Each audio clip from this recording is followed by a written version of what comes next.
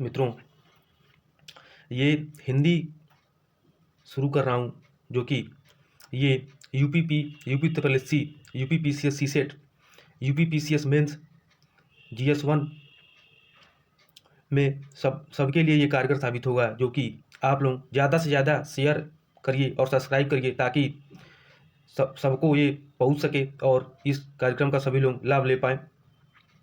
चलिए शुरू करते हैं। देखते हैं, ये जो तालिका दिया हुआ है, इसी से लगभग 20 से 25 क्वेश्चन बन जाते हैं हमेशा से।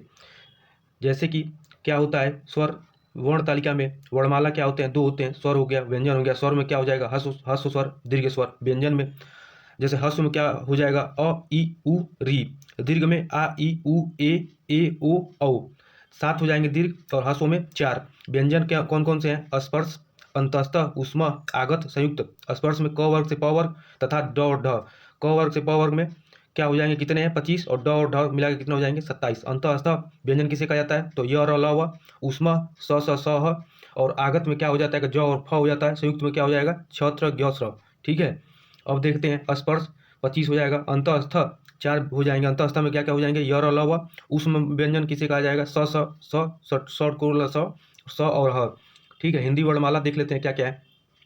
जिन वर्णों का उच्चारण बिना किसी अवरोध के तथा बिना किसी दूसरे वर्ण की सहायता से होता है, उन्हें क्या कहते हैं? उन्हें स्वर कहते हैं। जिन स्वरों के उच्चारण में कम समय लगता है, उन्हें क्या कहते हैं? हस्व स्वर कहते हैं। जिन स्वरों के उच्चारण में हस्व स्वर से अधिक समय लगता है, उन्हें क्या कहते हैं? दीर्घ स्वर कहते हैं। हस्व स्वर है अ इ उ री। मूल स्वर है अ इ उ री। दीर्घ स्वर है आ इ उ ए ओ औ। दीर्घ संधि स्वर है आ इ उ। संयुक्त स्वर है ए ओ औ। आगत स्वर है आ। अग्र स्वर है ई, बड़ी ई ए। मध्य स्वर है अ। पश्च स्वर है आ उ ओ औ आ। समृद्ध स्वर है ई उ। अर्ध समृद्ध है ए और ओ। विवृत है आ ए। अर्ध विवृत है ए ओ आ। कुछ कुल व्यंजनों की संख्या कितनी है? 41। मूल व्यंजनों की संख्या कितनी है? 33। स्पर्श व्यंजनों की संख्या कितनी है? 25। उत्क्षिप्त व्यंजनों की संख्या कितनी? 2। कौन कौन से? ड और ढ। अंतःस्थ व्यंजनों की संख्या 4। कौन कौन सी? य र ल व। उष्म व्यंजनों की संख्या है कौन सी? स षटकोण स ह। ठीक है। आगत व्यंजन 2 हो जाएंगे, ज और फ। और संयुक्त व्यंजनों की संख्या 4 है। संयुक्त व्यंजन कौन कौन से? स किससे किससे मिलकर बनता है? ये क प्लस स त्र प्लस र ज्ञ ज प्लस य थ। ये जो है कि पूछ देता है किससे मिलकर ये बनता है। क्या होता है ये पूछता है। ये हमेशा से पूछता है कि किससे किससे मिलकर के बनता है। ठीक है। अब आगे देखते हैं क्या है इसमें। ये देखिए, ये लिस्ट तैयार कर लीजिए। वर्ण विचार स्वर कौन कौन से होते हैं? 11 होते हैं। अ आ ई उ और री हो जाएगा। फिर ए ओ औ। 11 अनुस्वार है अ। अनुनासिक है अ। विसर्ग अह। अगत आगत ध्वनिया है अर्धचंद। नुक्ता व्यंजन है क वर्ग कौन कौन से? क ख ग घ अंग। च वर्ग में च छ ज ज ञ। ट वर्ग में ट ठ ड ढ ढ़। त वर्ग में त थ द ध न। प वर्ग में प फ ब भ म। ये पंचम वर्ण कौन कौन से हो जाएंगे? अंग ञ ड़ न म। ज और फ ड ढ दो दो हैं। अंतःस्थ व्यंजन है य र ल व। ऊष्मा है स ह 33 होते हैं। संयुक्त व्यंजन क्षत्रिय ल छ त्र ज्ञ स्र। ट वर्ग ध्वनिया है ट ठ ड ढ ढ़ ढ। त वर्ग ध्वनिया है त थ द ध न। प वर्ग ध्वनिया है प फ ब भ म। अंतःस्थ व्यंजन है य र ल व। ऊष्मा है स षटकोण स ह। आगत व्यंजन है ज फ। संयुक्त व्यंजन है छ त्र गिर स्र। अर्ध स्वर है य व। लुंठित व्यंजन है र। पार्श्विक व्यंजन है ल। ऊष्म संघर्षी व्यंजन है स षटकोण स और ह। उच्छिप्त व्यंजन है ड ढ। अघोष व्यंजन है प्रत्येक वर्ग के प्रथम और द्वितीय वर्ण तथा फ स। आगे देखते हैं क्या है। सघोष व्यंजन है प्रत्येक वर्ग की द्वितीय चतुर्थ पंचम वर्ण तथा ड ढ ज य र ल व ह एवं सभी स्वर सघोष है। अल्प प्राण व्यंजन है प्रत्येक वर्ग में प्रथम तृतीय पंचम वर्ण तथा अंतःवस्थ वर्ण य र ल व। महाप्राण व्यंजन है प्रत्येक वर्ग की द्वितीय चतुर्थ वर्ण तथा ऊष्म वर्ण। स षटकोण स ह। नासिक व्यंजन है अंग य ड़ न म। कंठ व। कंठ वर्ण है अ आ अह क ख ग घ अंग ह। आगे देखते हैं। तालव्य व्यंजन है च छ ज ज ञ स य। मूर्धन्य व्यंजन है द ठ ड ढ ड़ स। ये दंत व्यंजन है त थ द ध न। उष्ठ्य व्यंजन है प फ ब भ म। दंतुष्ट व्यंजन है व। अयोग अनुस्वार विसर्ग ऐसे बनते हैं। स्पर्श रहित काकल्य ध्वनियाँ स्वर यंत्रियाँ घोष ध्वनि हाँ होती हैं। अब देख लेते हैं स्वर्गों का वर्गीकरण और उच्चारण स्थान क्या क्या होते हैं। कंठ है कंठ। हर्ष स्वर है अ। दीर्घ स्वर है आ। निरानुनासिक मौखिक स्वर है अ आ। तालव्य है ताल। मुंह के भीतर ही छत का पिछला भाग खुलता है इसमें। हर्ष स्वर में ई हो जाएगा। दीर्घ स्वर में बड़ी ई, छोटी ई, बड़ी ई। ठीक है। फिर ई। फिर मूर्धन्य में मूर्धा मुंह के भीतर की छत का अगला भाग। कंठ प्लस ताल कंठ तालव्य। ओष्ठ प्लस कंठ कंठो अष्ठय ओष्ठय ओष्ठ ओठ उ व्यंजनों का वर्गीकरण व उच्चारण स्थान देख लेते हैं। कंठ है कंठ। कंठे वर्ण नाम उच्चारण स्थान कंठ अघोष अल्प प्राण क अघोष महाप्राण ख सघोष अल्प प्राण ग। ये पूछ लेता है जो है कि ये ऐसे ही पूछता है, ऐसे ही इसको चार्ट तैयार करिएगा जो दिया है लिस्टिंग में। अब देखिए आगे देखते हैं क्या होता है इसमें। तालव्य हो गया, मुंह के भीतर की छत का पिछला भाग च छ ज ज य ज झ।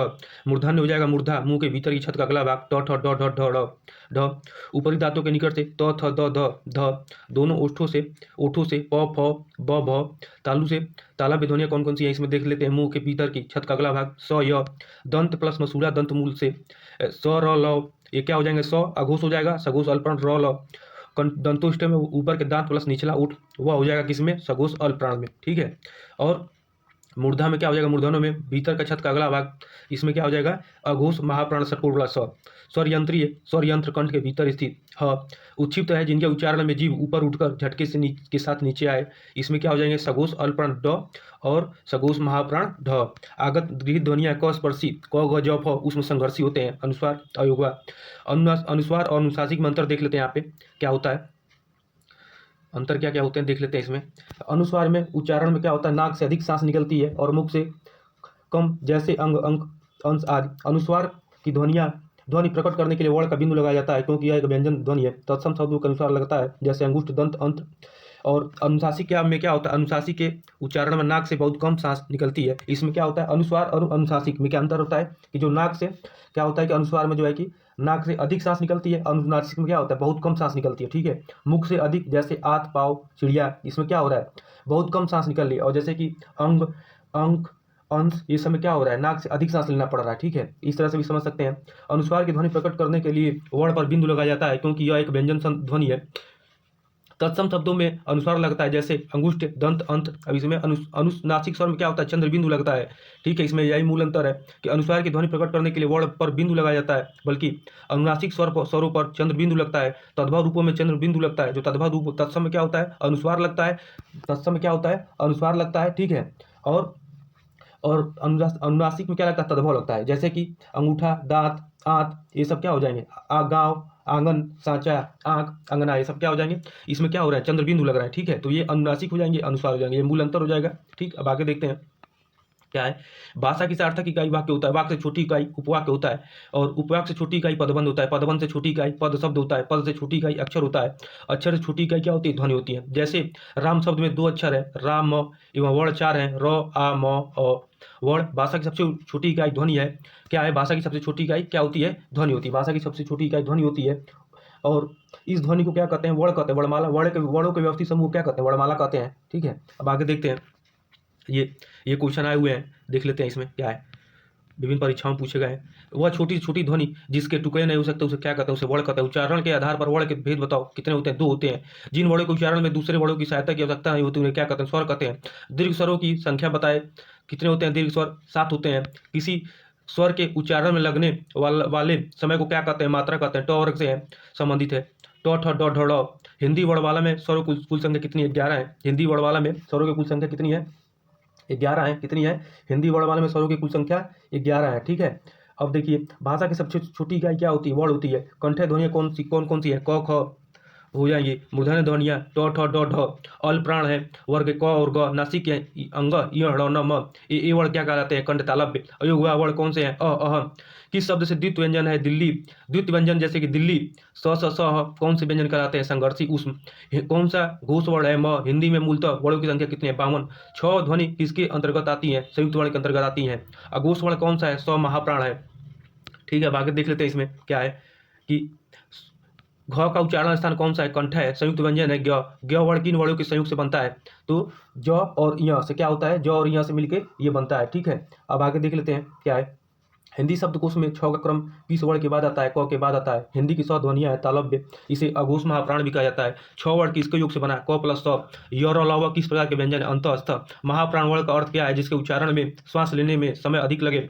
हिंदी में मूलतः वर्णों की संख्या कितनी है 52 है। जिनका उच्चारण ऊपर के धातु पर जीभ लगाने से होता है उसे क्या कहते हैं दंतय कहते हैं। उष्पम व्यंजन है स, षटकोण वाला स और ह। स्व ध्वनि का उच्चारण स्थान क्या है तालु तालव्य। अंग का उच्चारण स्थान क्या है नासिक है। अयोगवा कहा जाता है अनुस्वार एवं विसर्ग को। अर्धस्वर है य र ल व। ट वर्ग में किस प्रकार के व्यंजन है मूर्धन्य। अयोगवा कहा जाता है विसर्ग अनुस्वार को। 6 वर्ण किसके योग से बना है क प्लस स। ये इंपॉर्टेंट क्वेश्चन है कि 6 वर्ण क्या है कि 6 वर्ण क्या है इसमें पूछता है कि क्या है कि इसमें 6 वर्ण किससे मिलकर बनता है, तो इसमें क प्लस स, क्या बोलते हैं कि क प्लस स, क और षटकोण वाला स, ये है 6 वर्ण किससे मिलकर बनता है, तो क प्लस स। ठीक है, दंत दंत वर्ण है तो हिंदी शब्दकोश में अ वर्ण से पहले आता है। अनुप्रेक्षा देख लेते हैं क्या इसमें दिया हुआ है। अनुनासिक और निरनुनासिक, हिंदी में स्वरों का उच्चारण अनुनासिक और निरनुनासिक होता है। अनुस्वार और विसर्ग व्यंजन है जो स्वर के बाद व स्वर से स्वतंत्र आते हैं। अनुनासिक में क्या होता है, चंद्र बिंदु लगता है। ठीक है, ऐसे स्वरों का ये लोअर में आ चुका है क्वेश्चन कि आया है कि अनुशासिक में क्या होता है, चंद्र बिंदु लगता है। ऐसे स्वर का उच्चारण नाक और मुंह से होता है, उच्चारण में लघुता रहती है, जैसे गांव, आंख, दांत। ठीक है, अभी हम ऊपर डिस्कशन कर चुके हैं इसके बारे में।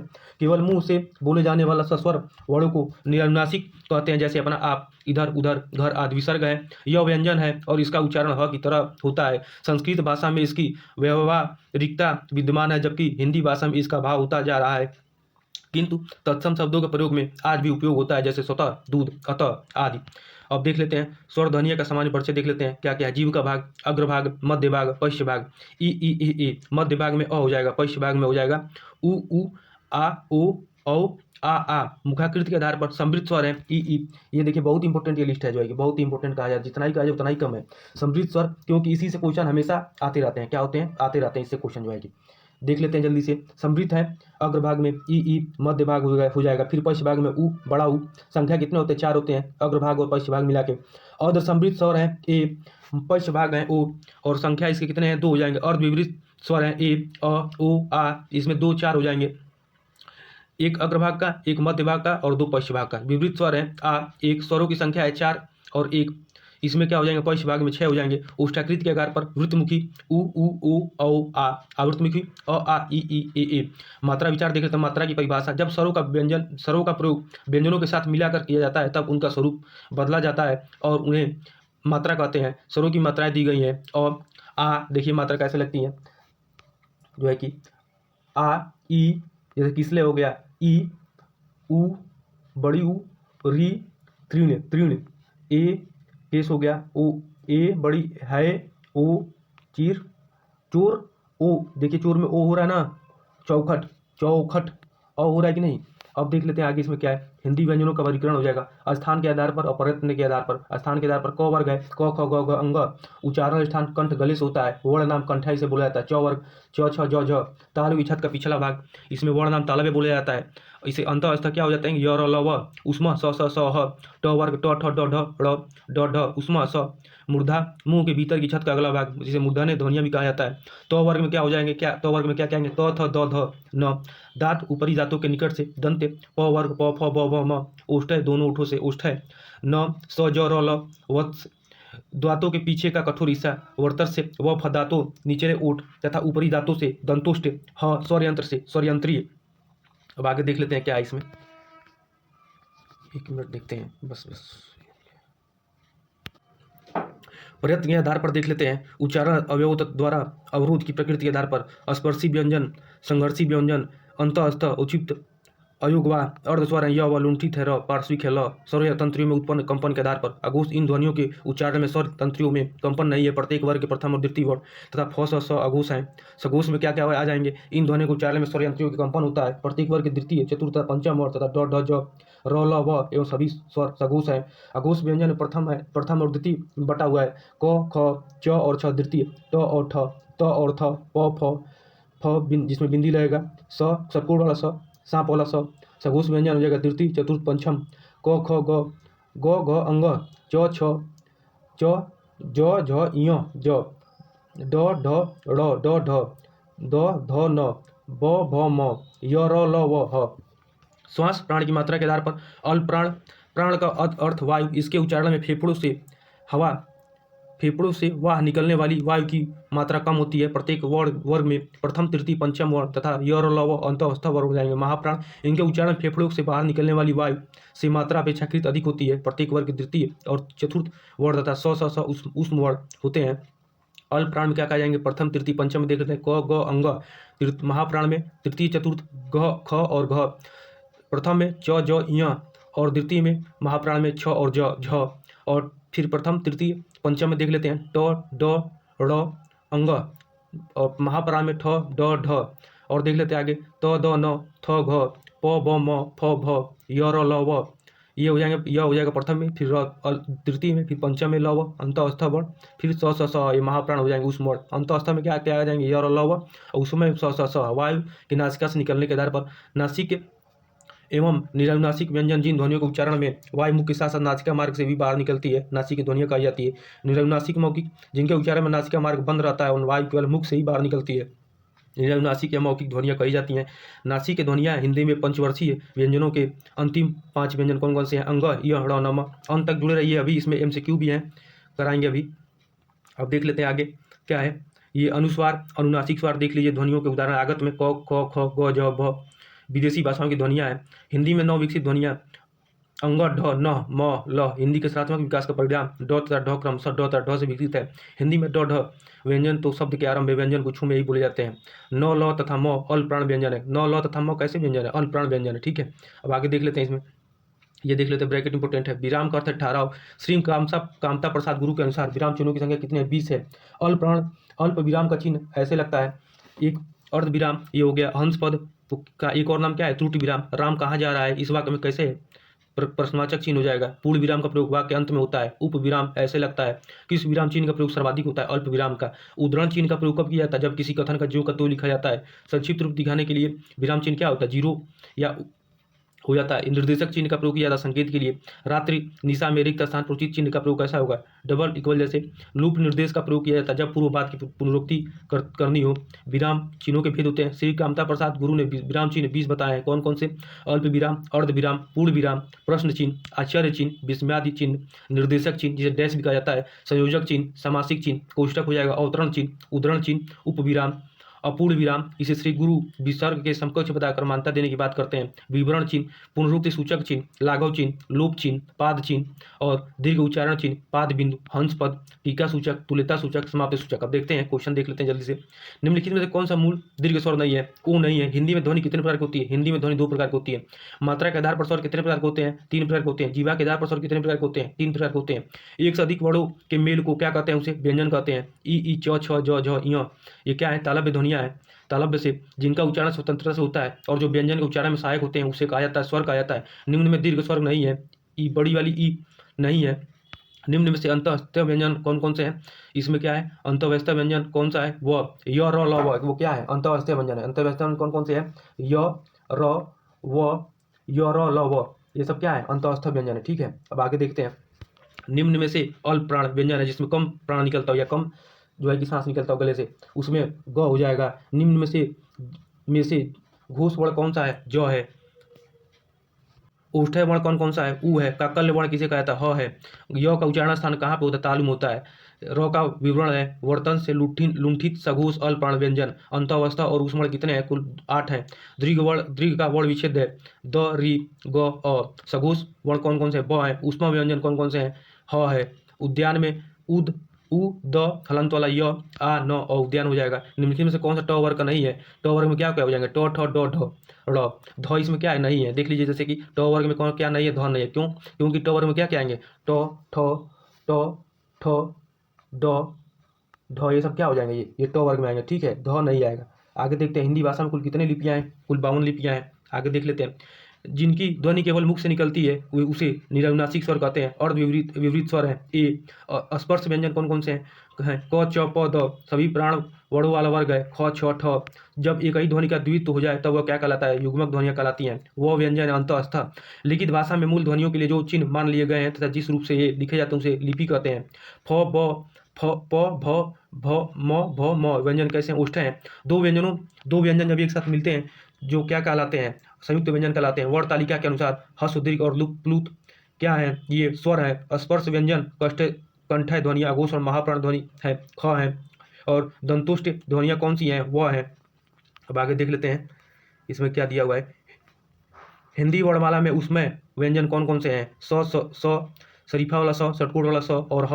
हिंदी के जिन वर्णों का उच्चारण करते समय केवल श्वास का प्रयोग किया जाए उन वर्णों को कहते हैं आघोष कहते हैं। य, र, ल, व व्यंजन को अंतःस्थ व्यंजन। निम्नलिखित में से पार्श्विक व्यंजन है कौन सी है, ल है। निम्न में से कौन सा अंतःस्थ व्यंजन है, कौन कौन से, य, र, ल, व, यह क्या है, अंतःस्थ व्यंजन है। निम्नलिखित में से कौन सा स्वर कंठ तालव्य है, ए है। ट वर्ग में क्या क्या आ जाएंगे, मूर्धन्य ध्वनियाँ, जैसे ट, जैसे मूर्धन्य ध्वनियों में क्या क्या आ जाएंगी, जैसे कि ट, ठ, ड, ढ, ये सब क्या है, मूर्धन्य।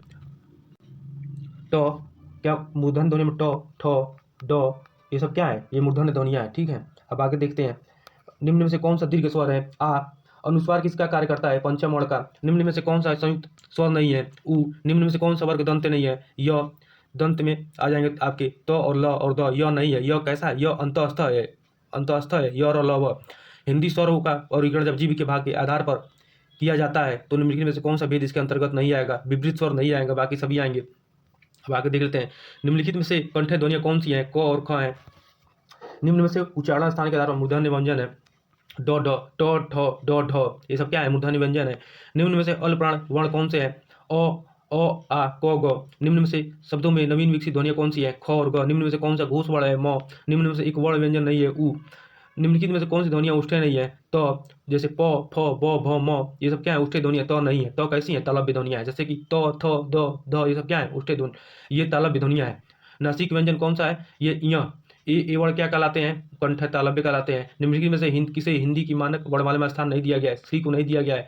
निम्नलिखित शब्दों में किस शब्द के द्वित्व व्यंजन है, जैसे दिल्ली, स, षटकोण स, ह, कौन से हैं, ये उष्म संघर्षी व्यंजन है। ठीक है, बाकी देखते हैं इसमें क्या है। छ ध्वनि किस स्वर के अंतर्गत आती है, संयुक्त वर्ण है। छ किससे मिलकर बनता है, छ किससे मिलकर बनता है, छ जो है कि क्या क्या बनता है, छ क प्लस क्या बोलते हैं, सौ, इससे मिलकर क्या बनता है, छ बनता है। ये पूछता है ज्ञ वर्ण किससे मिलकर बनता है, ज प्लस य। निम्नलिखित में से कौन सा अघोष वर्ण कौन सा है, स है। घ का उच्चारण स्थान कौन सा है, कंठ है। निम्नलिखित में से संयुक्त व्यंजन कौन सा है, अज्ञ, अज्ञ है। निम्नलिखित में कौन सा उच्चारण के दृष्टि से दंत नहीं है, ये ट हो जाएगा। ठीक है, कौन सा अमानक वर्ण है, भ। छ वर्ण किसके योग से बना है, क प्लस सौ। हिंदी वर्णमाला में स्वरों की कुल संख्या कितनी है, 11 है। निम्न में से कौन सा स्वर नहीं है, जो नहीं है। निम्नलिखित में से कौन सा ट वर्ग का नहीं है, जैसे कि ट वर्ग में क्या क्या आ जाएंगे, ट, ठ, ड, ढ। अब जैसे यहाँ पे है तो ये स्वर नहीं है, क्या है, ये जो है कि 68 नंबर देखिए, ये क्या है, इसमें ये ज है, ज क्या है, इसमें स्वर नहीं है, ये सब क्या है, ज व्यंजन है। ठीक है, क्या है, व्यंजन है। निम्नलिखित में से कौन सा पक्ष स्वर है, आ क्या है, पक्ष स्वर है। ठीक है, खड़ी पाई व्यंजनों को संयुक्त रूप से कैसे बनाना चाहिए, खड़ी चौपाई को हटाकर विसर्ग से बना शब्द कौन सा है, निष्प्रिय। इनमें से कौन सा वर्ण स्वर है, ए। निम्नलिखित में से अंतःस्थ व्यंजन कौन कौन सा है, य और ल, व। इनमें से उ का उच्चारण स्थान कौन सा है, कंठ, ओष्ठ। च और छ वर्ण का उच्चारण स्थान कौन सा है, तालु, क, ग, ज, फ, ये सब कैसी हैं, ये अरबी फारसी की ध्वनियाँ हैं। तालव्य में कौन कौन सा आ जाएंगे, च, छ, ज, झ। तालव्य में कौन कौन सा आ जाएंगे, च, छ, ज, झ। कौन कौन से, च, छ, ज, झ। कौन वर्ण घोष नहीं है, ये तो नहीं है। अब आगे देखते हैं किस शब्द में री स्वर नहीं है। आज किन ध्वनियों को अनुस्वार कहा जाता है, स्वर के बाद आने वाली नासिक की ध्वनियों को क्या कहा जाता है, अनुस्वार कहा जाता है। अब आगे देख लेते हैं इसमें ओ और अ किस प्रकार के वर्ण है, कंठो अष्ट है। हिंदी वर्णमाला में वर्ण है 52 है। हिंदी भाषा में मूलतः वर्णों की संख्या कुल कितनी मानी गई है, 52। स्वर ध्वनि के प्रकार हैं, ये क्या है, स्वर ध्वनि के कौन कौन से प्रकार होते हैं, दीर्घ होता है, हस्स होता है, प्लुत होता है। आधुनिक व्याकरण की दृष्टि से ब वर्ण का वैशिष्ट्य है दंतु दयुष्ठ स्पर्श अल प्राण घोष निरनुनासिक। निम्न में से अर्धस्वर कहलाता है, य कौन कौन से कहलाते हैं, य, र, ल, व अर्धस्वर कहलाते हैं। इसमें गलत दे दिया है, यहाँ पे अर्धस्वर में हो जाएंगे। यह हो जाएगा महाप्राण। ध्वनिया व्यंजन वर्ग में किससे संबंधित है, दूसरा और चौथा भाषा के सार्थक लघुत्तम इकाई है, ध्वनि है। इनमें से कौन सा व्यंजन अल्पप्राण है, च। इनमें से कौन सा वर्ण स्पर्श व्यंजन नहीं है, य। निम्नलिखित में से कंठे ध्वनियाँ कौन कौन सी हैं, क और ख। वर्णमाला किसे कहेंगे, वर्ण को व्यवस्थित समूह को वर्णमाला कहेंगे। हिंदी की 100 ध्वनियाँ हैं। तालव्य कौन वर्ण उष्ठय नहीं है, आ। अल्पप्राण ध्वनियाँ कौन कौन समूह बताइए, च, ज, य। वर्ण शब्द का अर्थ नहीं होता, आकाश। कौन वर्ण घोष नहीं है, तो किन ध्वनियों को अनुस्वार कहा जाता है, स्वर के बाद आने वाली नासिक ध्वनियों को क्या कहा जाता है, अनुस्वार कहा जाता है। किस शब्द में स्वर नहीं, री स्वर नहीं है, रिवाज, कृपा। देखिए री आ रहा है ना, कृष्णा, दृष्टि, री आ रहा है ना, रिवाज में कहाँ आ रहा है री, तो इसलिए क्या है, वो स्वर नहीं है। किस शब्द में री स्वर नहीं है, आज। निम्नलिखित में दंते वर्ण है, तो घ का उच्चारण स्थान कौन सा है, कंठ है। हिंदी शब्द कोशों में अनुसार संतान, सकल, सक्षम, सक्षम, सचल, सक्षम शब्दों का सही क्रम है संतान, सकल, सक्षम, सचल। अब आगे देख लेते हैं इसमें क्या है। निम्न में से महाप्राण वर्ण है, स। हिंदी शब्द कोश में अ व अ किस वर्ण के साथ आता है, अ के साथ आता है। और निम्न में से कौन सा शब्द अमात्रिक है, कलरव। इसमें क्या एक भी मात्रा नहीं है। अयोगवा कहा जाता है विसर्ग को। ट वर्ग में किस प्रकार के व्यंजन है, मूर्धन्य ट। जैसे मूर्धन्य में क्या क्या आ जाएंगे, ट, ठ, ड, ढ। प्रयत्न के आधार पर ल किस प्रकार का है, ल ये है पार्श्विक है। हिंदी वर्णमाला में अ और अ क्या है, अयोगवा है। निम्नलिखित व्यंजनों में कौन सा संयुक्त व्यंजन नहीं है, षटकोण स क्या है, ये संयुक्त व्यंजन नहीं है। निम्न में से कौन सा व्यंजन स्पर्श संघर्षी है, जो। हिंदी वर्णमाला में व्यंजनों की संख्या कितनी है, 33। हिंदी शब्दकोश में 6 का क्रम किस वर्ण के बाद आता है, क के बाद आता है। ए का उच्चारण स्थान का नाम क्या है, ये इसमें नहीं दिया हुआ है। आगे देख लेते हैं, निम्नलिखित में से कौन सा वर्ण अंतःस्थ नहीं है? ह। अघोष वर्ण कौन सा है? स। हिंदी की तालव्य ध्वनियाँ है च, छ, ज, झ। कौन सी ध्वनि अल्प प्राण है? त। हिंदी की स्पर्श अघोष अघोष घोष महाप्राण दंते व्यंजन ध्वनि है। थ। हिंदी की स्पर्श घोष महाप्राण उष्टय व्यंजन ध्वनि है। भ। निम्नलिखित में से कौन सा स्वर समृद्ध है? ई। हिंदी की मूर्धन्य ध्वनियाँ है ट, ठ, ड, ढ। हिंदी की बद्ध ध्वनियाँ है उष्टय ध्वनियाँ है। निम्नलिखित में दंत ध्वनियाँ है तो निम्नलिखित ध्वनियों में कौन सा दंतुष्ठ है? वह। निम्नलिखित वर्णों में कौन सा मूर्धन्य है? ट, ठ, ड, ढ। अब आगे देखते हैं इसमें, स्व ध्वनि का उच्चारण स्थान कौन सा है? तालव्य ध्वनियाँ है स्व। कैसा ध्वनि है? तालव्य। निम्न में से कौन सा व्यंजन पार्श्विक है? ल। निम्नलिखित में से एक संयुक्त व्यंजन नहीं है, षटकोण वाला स। य, र, ल, व क्या कैसी है? ये अंतःस्थ व्यंजन है। निम्नलिखित में से अर्धस्वर कौन कौन से हैं? य अर्धस्वर है य। इनमें से कौन संयुक्त व्यंजन नहीं है? फ। निम्न में से कौन सा व्यंजन पार्श्विक है? ल हो जाएगा। भाषा विज्ञान की दृष्टि से उ कैसे है? प से समृद्ध है। व का उच्चारण स्थान दंतोष्ठ से होता है। कौन सी ध्वनि महाप्राण नहीं है? ज। किस स्वर का उच्चारण स्थान कंठ तालु है? ये क्या हो जाएंगे? ए। निम्न में से कौन सा व्यंजन संघर्षी है? ह। ये विराम देख लेते हैं, किस वाक्य में विराम चिन्ह का उचित प्रयोग नहीं है? सुनो सुनो वह गारी है। निम्न में से कौन सा विराम चिन्ह का प्रयोग नहीं है? उपदेशक क्या होता है? विराम चिन्ह का प्रयोग नहीं होता। बाकी निर्देशक, लागू, विवरण, ये सब क्या है? विराम चिन्ह का प्रयोग है। जहाँ वाक्य की गति अंतिम रूप से ले विचारों के तार टूट जाए, वहाँ किस चिन्ह का प्रयोग किया जाता है? उसे विचारों का ताल बना रहे, या वहाँ किस प्रकार का चिन्ह होता है? पूर्ण विराम होता है। कोष्ठांकित विराम चिन्ह का नाम क्या होता है? अर्ध विराम। विराम चिन्ह है तुल्यता सूचक। विराम चिन्ह प्रयुक्त होता है संयोजक चिन्ह में। विराम का अर्थ क्या होता है? ठहरने या रुकाव। श्री कामता प्रसाद गुरु जी के अनुसार विराम चिन्हों को किस भाषा से लिया गया है? तो ये अंग्रेजी से लिया गया है। श्री कामता प्रसाद जी के अनुसार विराम चिन्हों की संख्या कितनी है? 20 है। अल्प विराम को पहचानिए। अल्प विराम ये वाला हो जाएगा अल्प विराम। ठीक है, ये देख लेते हैं। संज्ञा की दृष्टि शक्ति हो तो उसके बीच कौन सा चिन्ह रहता है? योजक रहता है। आगे देख लेते हैं, आशीष, राहुल, राजा, शुक्ल और वैभव अपने कार्य में संलग्न है। इस वाक्य में उचित विराम है ए। जहाँ एक ही व्याकरणिक कोटि के कई शब्द आए, उनके बीच में संयोजक और वह इत्यादि न हो तो अल्प विराम का प्रयोग होता है। आनंद घर आया, थोड़ी देर रुका और चला गया। इस वाक्य में उचित विराम है अल्प विराम। जहाँ दो या अधिक वाक्यांश आए पर उनके बीच संयोग न हो तो अल्प विराम चिन्ह का प्रयोग होता है। जैसे आनंद घर आया, तो इसमें क्या हो जाएंगे? यहाँ पे अल्प विराम लग जाएगा। मैं कृष्णा के घर पहुंचा परंतु वह नहीं मिला, इस वाक्य में क्या हो जाएंगे? अल्प विराम लगेगा। यहाँ भी वाक्य में प्रयुक्त होने वाले अवयवों किंतु, परंतु, पर, लेकिन, भी आदि के पहले अल्प विराम लगता है। जैसे मैं कृष्णा के घर पहुंचा परंतु वह नहीं मिला। समान अधिकरण शब्दों के मध्य में किस विराम चिन्ह का प्रयोग होता है? अल्प विराम। जैसे देश के प्रधानमंत्री श्री नरेंद्र मोदी गणतंत्र दिवस के अवसर पर देश को बधाई दी, इसमें अल्प विराम। वाक्य में जब एक ही प्रकार कई संज्ञाएं आए तो उनके बीच किस प्रकार का विराम चिन्ह लगता है? अल्प विराम। छंदों में एक चरण की समाप्ति पर किस विराम चिन्ह का प्रयोग होता है? अल्प विराम। रामू जो बड़ा अच्छा खिलाड़ी है, वो कल उसकी टांग टूट गई, वाक्य में उचित विराम का प्रयोग करें, अल्प विराम हो जाएगा। जाना है तो जल्दी जाओ, वाक्य में उचित विराम का चिन्ह क्या हो जाएगा? इसमें भी क्या लगेगा? अल्प विराम। ठीक है, जाना है तो जल्दी जाओ, वाक्य में भी अल्प विराम लगता है, जिसके बाद लगने वाले तो तब वह आदि का लोप हो जाता है। माँ मेरा कल्याण करो, वाक्य में उचित विराम का प्रयोग करें, इसमें क्या हो जाएगा? अल्प विराम हो जाएगा। ठीक है, जब वाक्य में एक से एक समान अधिकरण का प्रयोग होता है तो किस विराम चिन्ह का प्रयोग होता है? अर्ध विराम। मिश्रित तथा संयुक्त वाक्यों में विरोध का भाव प्रकट करने के लिए किस विराम चिन्ह का प्रयोग किया जाता है? अर्ध विराम। कर्णवाचक क्रिया विशेषण में किस प्रकार का विराम चिन्ह का प्रयोग होता है? अर्ध विराम। पूर्ण विराम का प्रयोग किया जाता है वाक्य के अंत में, किस वाक्य में पूर्ण विराम चिन्ह का प्रयोग नहीं किया जाता है? छंदों के एक चरण की समाप्ति पर तुम कब आओगे, इसमें क्या हो जाएंगे? प्रश्नवाचक लग जाएगा। तुम्हें पाकर कितना आनंद आ रहा है, वाक्य में उचित विराम चिन्ह का प्रयोग करें, विस्मयादिबोधक चिन्ह हो जाएगा। कबीरवाड़ी के डिक्टेटर थे, उसमें क्या लग जाएंगे? उद्धरण चिन्ह लग जाएगा। संयोजक चिन्ह वो किस अन्य नाम से जानते हैं? समासिक चिन्ह। आपको अच्छा लगा हो तो कमेंट में आप जो है कि बताइए। फिर इस सीरीज़ को हम लोग कंटिन्यू करें, ज़्यादा से ज़्यादा लोगों को जोड़िए और ज़्यादा से ज़्यादा लोगों को लाइक, सब्सक्राइब, शेयर कराइए ताकि मैं आगे कंटिन्यू कर पाऊँ। ठीक है, बहुत बहुत धन्यवाद।